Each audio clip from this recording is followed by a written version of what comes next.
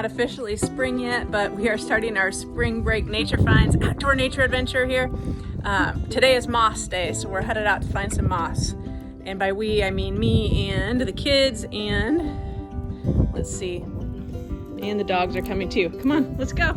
Patton, Sherman, let's go, buddy.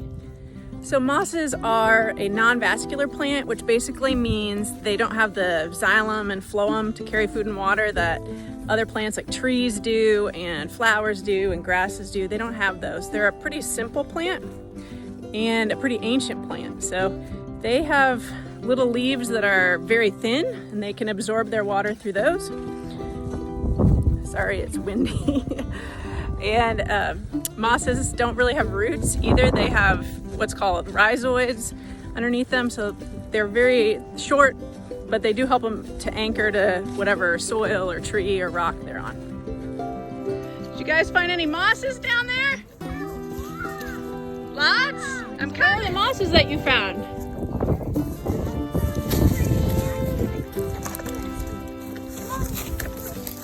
All right, some on the side of the tree. Mosses do grow on trees. That's one good place to look for them.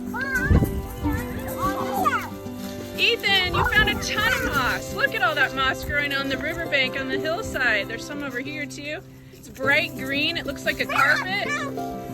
Mosses can be green and red or brown or orange, lots of different colors. Ethan, can you grab me a patch of that moss there and hand it to me? Yeah, just a little piece. So we leave most of it there. All right, so here's a little piece of moss that Ethan grabbed for us. You can see it has just tiny little leaves. Some mosses are really short like this one and kind of are like a carpet on the ground. Other mosses, some species can actually grow up to a couple feet tall, but I would say that the shorter mosses are more the norm. One of the things that we'll do later is take this piece of moss inside and use the pocket microscope with it. You can actually bring the pocket microscope out when you're adventuring in nature, which is why it's called a pocket microscope, but we'll just take ours back up to the house and look at it in a little bit.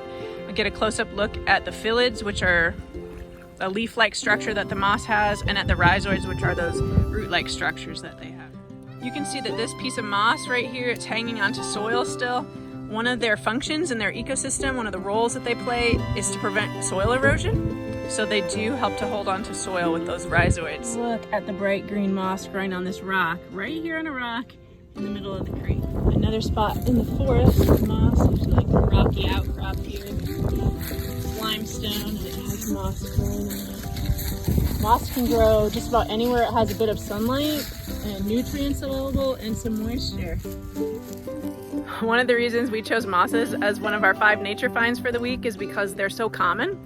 They're found in every continent, even Antarctica, and they can be found or located on trees, on rocks, on the ground, on fence posts. So likely you're going to be able to find some even when you're just out around town or adventuring in your yard. Share some of your moss finds with us? Yeah, please tag us with your moss finds on Instagram or Facebook this week. Thanks.